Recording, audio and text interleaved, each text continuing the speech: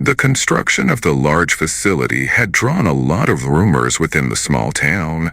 Usually, there were promotions to coming businesses to the area, but no one seemed to have any clue of what this building would be.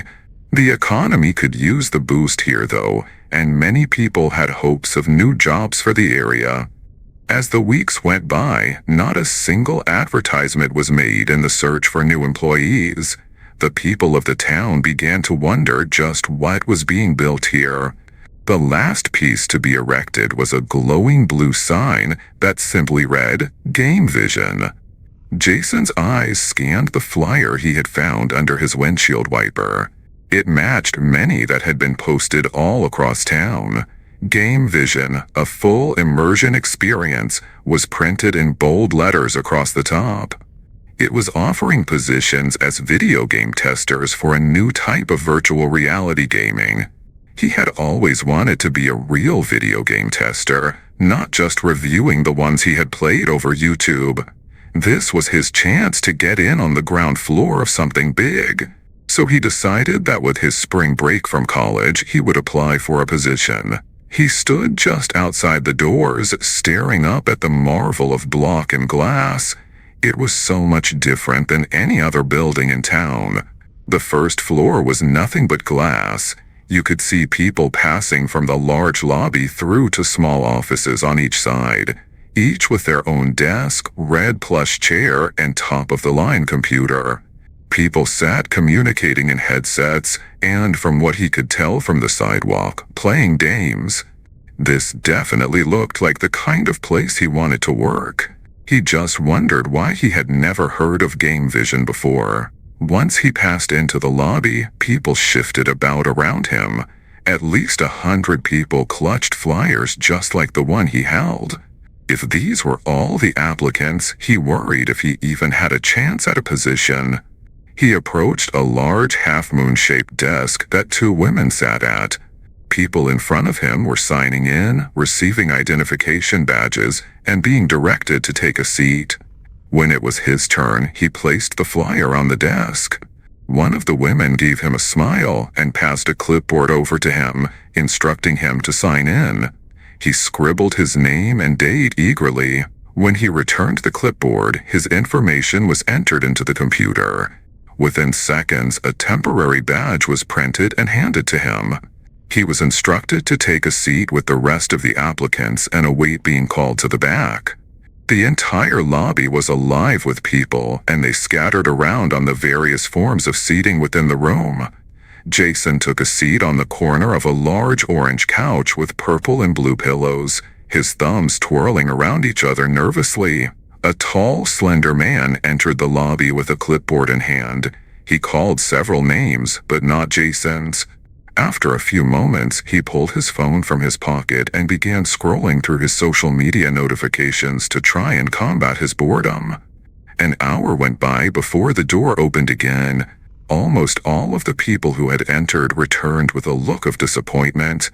He tried to ask a few of them how the interview went, but he only received looks of contempt in return. The man returned, reciting another list of names, and Jason's happened to be at the end of it.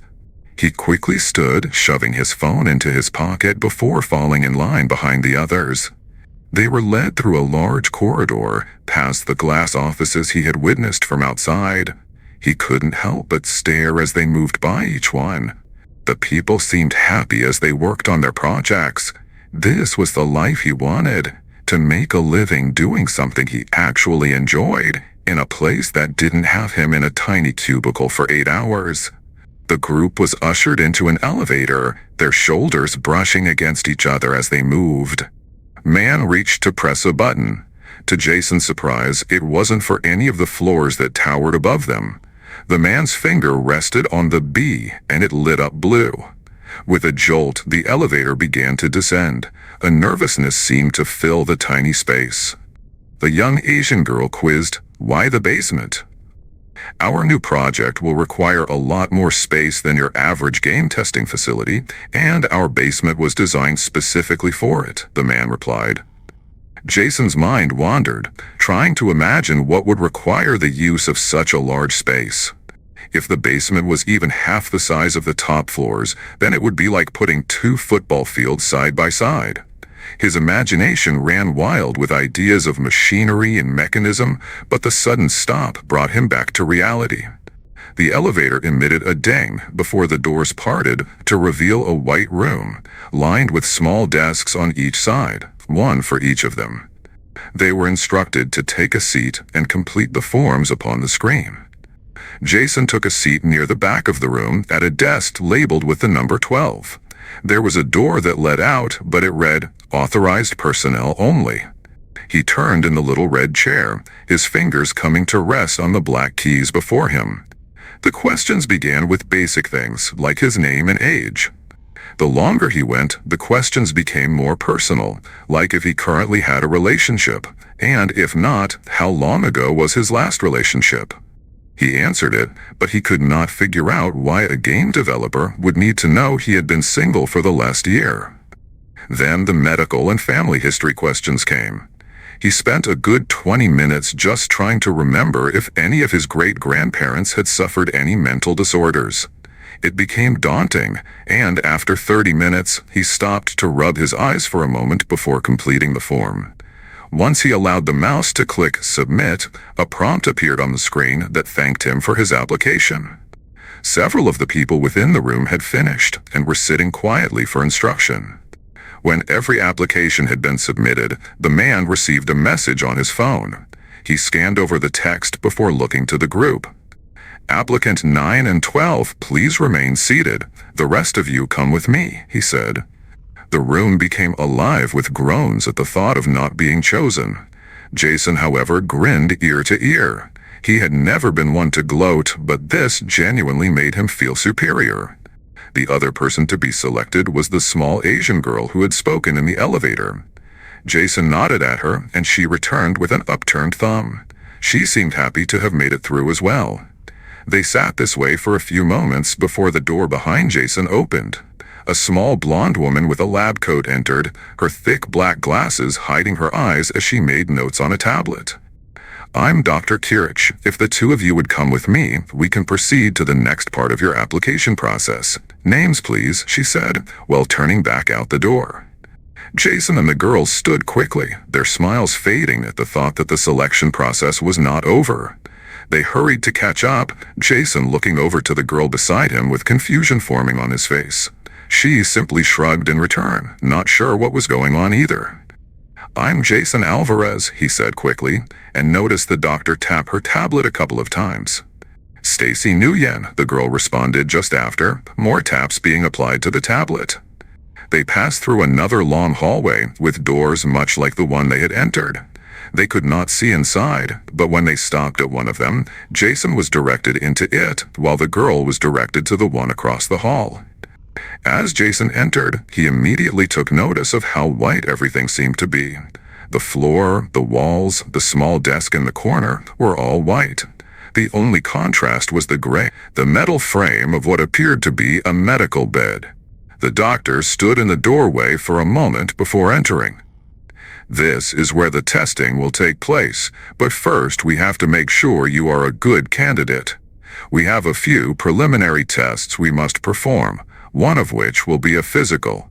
So, if you would please remove your clothing and any personal items, place them in the bag on the desk, and put on the gown that is in the closet," she said while pointing at both the desk and the closet.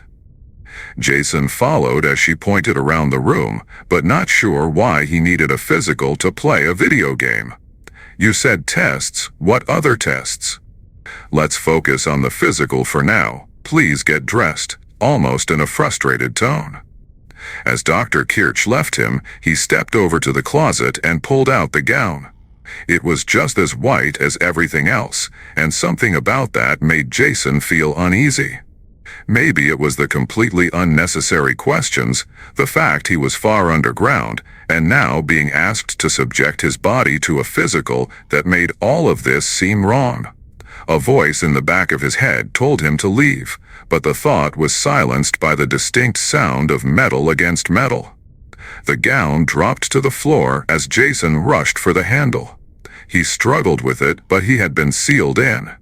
His fists pounded on the door, and he screamed to be let out. Between his cries for help, he could hear Stacy struggling across the hall. Then suddenly she stopped struggling.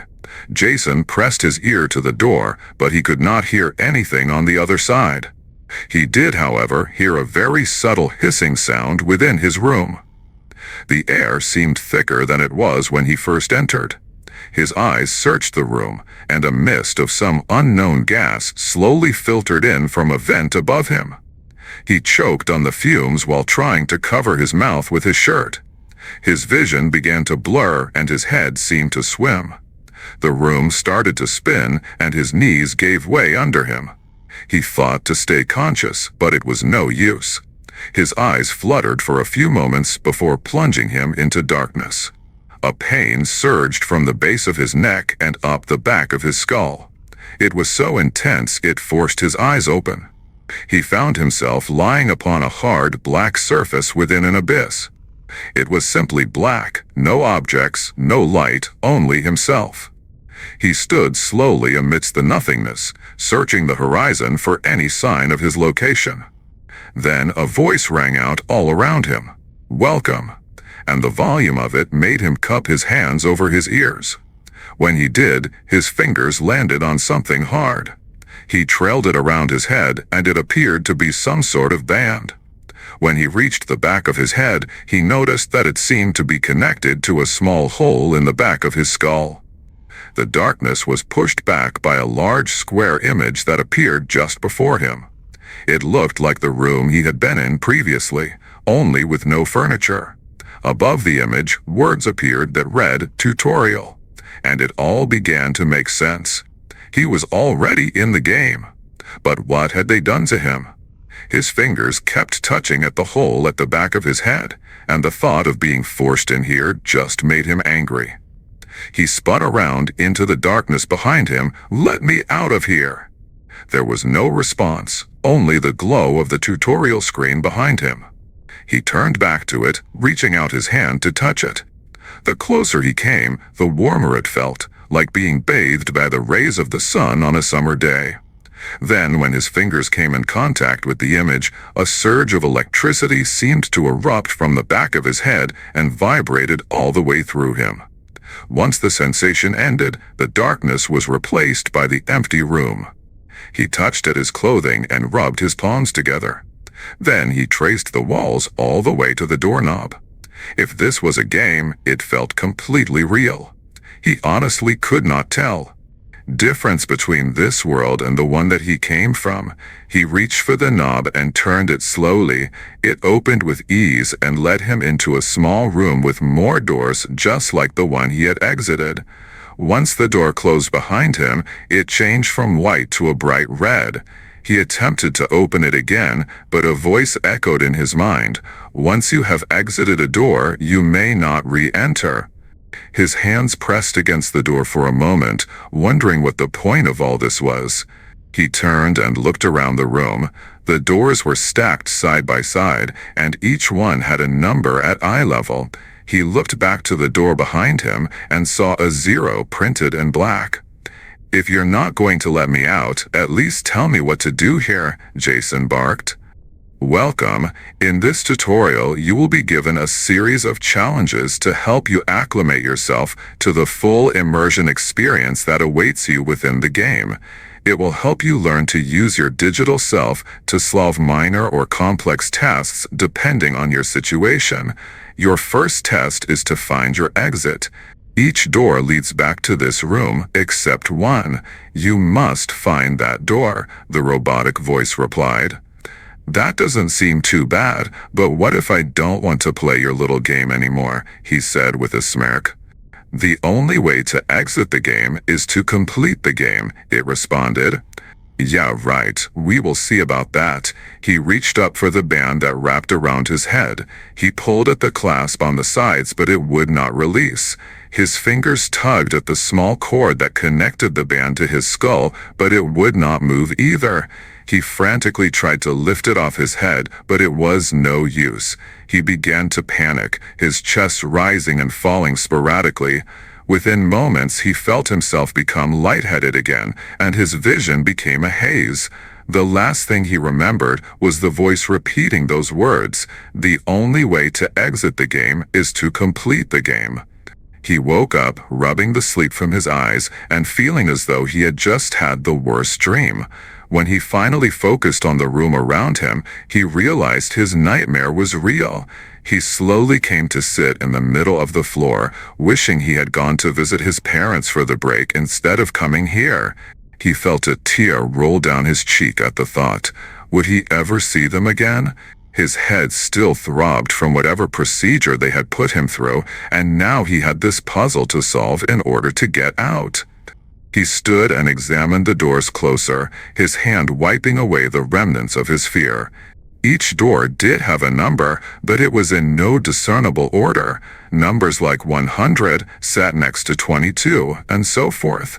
He read them all one at a time aloud: 100, 22, 85, 44, 13, 91, 30, 4, 35, 68, 90, 32, 70, 9, 72. It made no sense to Jason, and the longer he stared at them, the more upset he got. He knew that if he screamed to be set free, he would simply get the prompt telling him to complete the game. But what kind of sick game was this anyway? He finally decided to just start trying doors. It wasn't that many anyway, and he could knock it out quickly. He stepped to the door marked 100, pulled it open, and found himself stepping back through the original door he had entered from.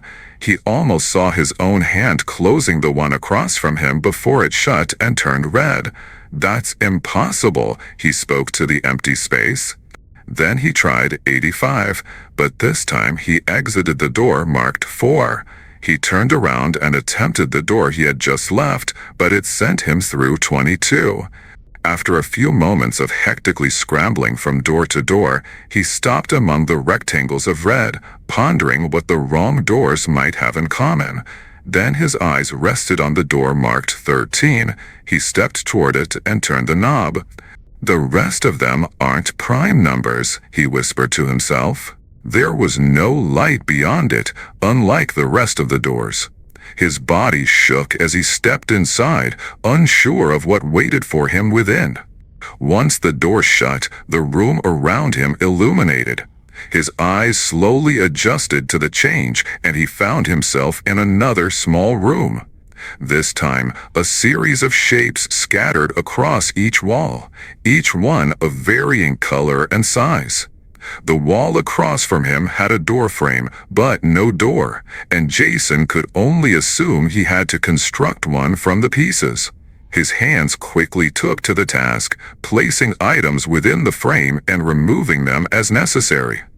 After what seemed like hours, he had finally constructed a Picasso-inspired door. The only problem was there was no doorknob. He pressed his hand against the door, but it did not budge. His eyes scanned the tiny space around him, but found no missing piece. He scratched at his head, wondering how he could have missed something.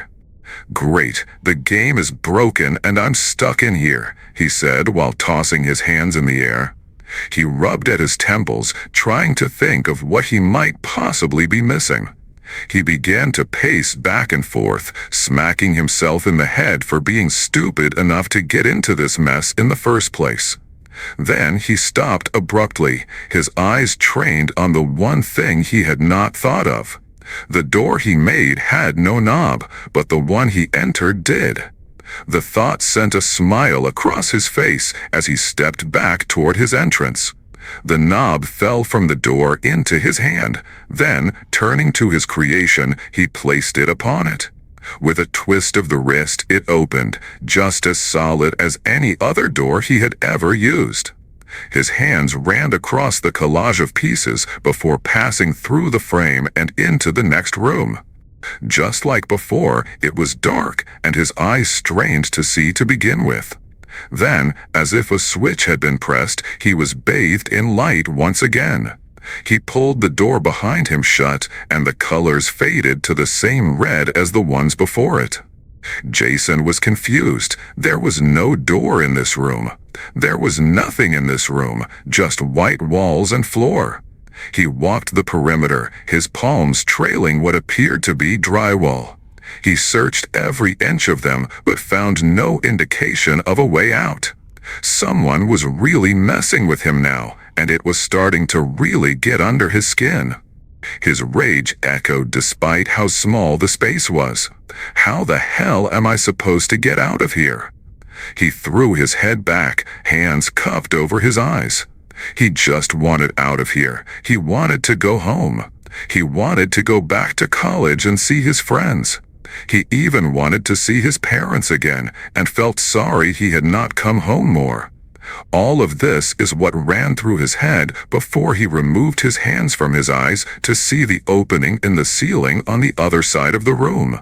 The opening that had to be a good 10 feet high and offered no light beyond it. He had no way of knowing what was beyond it, but it was the only exit from this place. The smell of smoke filled his nostrils long before he noticed the flames. His eyes looked at the door he had entered, and light licked under the bottom. He touched the door for a moment, but jerked it back in pain.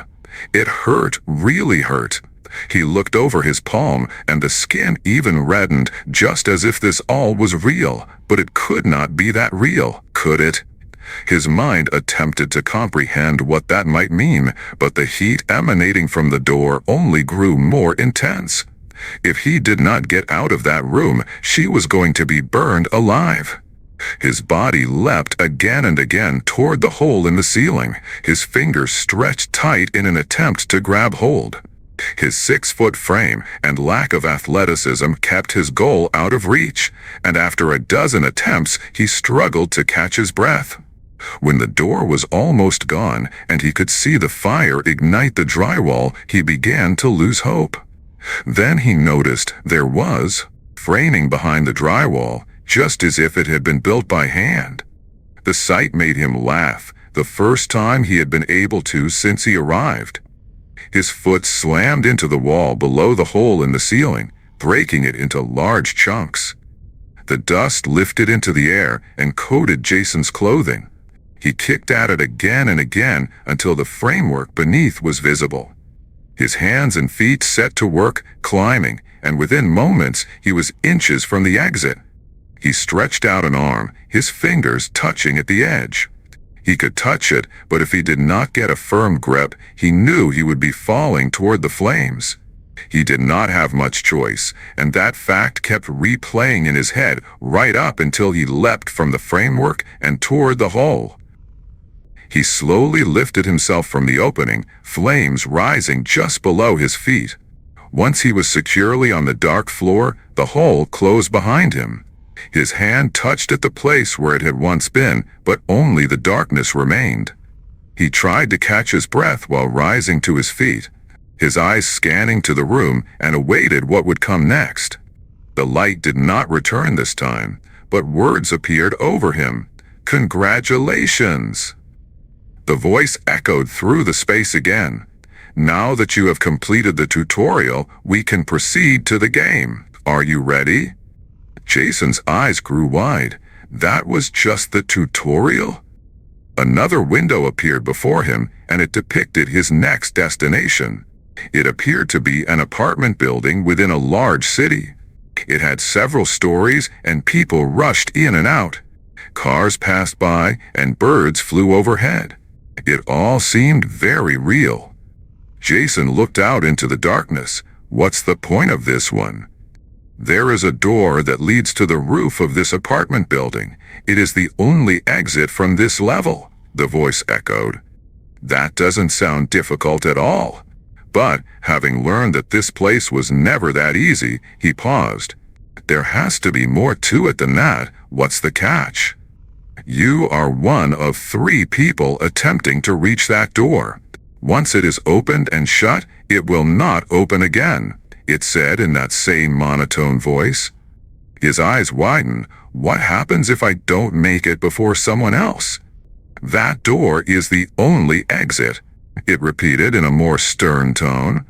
Jason quickly touched the panel, his body appearing at the front steps of the building.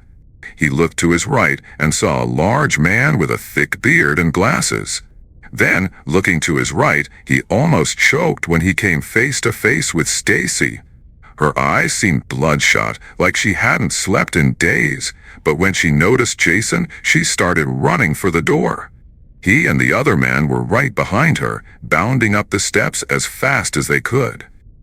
They cleared 3 floors in a matter of minutes, the man tugging at Jason's shirt the whole way. When he finally took hold of it, Jason knew he had no choice. He shoved his heel into the man's knee, and with a loud crack, his opponent came crashing down, his body rolling down several steps before stopping upon the landing. Jason stopped for just a moment, tormented by what he had done. The man was laying unnaturally and was probably dead. He did not have a choice, though, and started running again. Within moments, he had almost caught up to Stacy, her feet only 2 steps ahead. When they rounded the last floor, they both saw the bright white door awaiting them. The developers had even taunted them with a glowing red sign that read "Exit" above it. If Jason could not pass Stacy, she would be stuck here forever. So he did the only thing he could. He dove for her feet, grabbing at her ankles. They both came crashing to the floor, but Jason scrambled over her body and toward the exit. She clawed at her face and arms, but he ignored her attacks. When he reached the door, he could still hear her cursing his name and crying. He paused as he stepped onto the roof and looked back at her one last time. When she realized it was too late, she stopped yelling and started begging. The last thing he heard was, "Please don't leave me here." Again, the words "Congratulations" scrolled over him. He did not feel like a winner, though. He felt sick. At that moment, he was sure his stomach would empty onto that rooftop. He even gagged a few times, and tears formed in his eyes. He just kept thinking to himself, "What have I done?" Meanwhile, words started to form above his head, and when he turned to see them, he read them out loud. "Level 1 complete. Please proceed to Level 2. He stood on a roof, and there was only the door he exited. He tried the knob, but it wouldn't budge. Then he scanned the rest of the roof, but found nothing. Then a dark thought crept into his mind, and it caused him to lean over the edge. He could not see the street anymore, only darkness below. The people, cars, and the rest of the city had become nothing. That blackness rose from the ground to the sky, and when it encompassed the instructions above him, he knew what he would have to do. "What do you want from me?" he yelled out through his sobs. "What is the point of all this?" His response came from all around him, and it was that of Dr. Kirch. "We need someone who is willing to do whatever it takes to complete this game. This is to see if that person is you, Jason." He turned in all directions, the sound coming from everywhere. But why? "Our employer only uses humans for 2 things, his personal enjoyment and to do his work," she said. "Enjoyment? That's what this is? That's a pretty sick idea of fun if you ask me," his voice growing louder and his sorrow becoming anger. "So what about me? What happens to me?" "That depends," she said in a matter-of-fact tone. "Oh yeah? On what?" he barked back. "Whether or not you finish the game," she replied. Jason's bottom lip quivered at the words. That was the whole point. He either struggled and died for some lunatic's entertainment, or succeeded and was deemed worthy to continue this whole cruel experiment. There was no winning this, not really, but he couldn't stay here and die. That was the last thing he thought before his body dove from the roof and into the abyss. Meanwhile, Dr. Kirch took a few notes and checked Jason's vitals. She quickly exited the room and walked to the other end of the hall. She stepped into a large corner office where a very large dark figure sat behind a desk. "Subject G12 has completed level 1, she said meekly. "Good, I will be down to observe the rest. Let's see if he can beat the game," he said, a smirk playing on his lips. "What if he doesn't, though? We haven't had anyone beat it in a long time now." Her voice seemed to shake. "Then you will just have to keep bringing them in, or he will make sure you play again." The threat coming from gritted teeth. "No, that won't be necessary," she said as she quickly left the room, the results of the latest application process coming through to her tablet. She sent a reply back of the 3 applicants that would be selected. Dr. Kirch arrived at a set of double doors, pulled out her tablet, and tried to compose herself. She let out a sigh and stepped inside. "I'm Dr. Kirch. If the 3 of you would come with me, we can proceed to the next part of your application process. Names, please," she said while turning back out the door.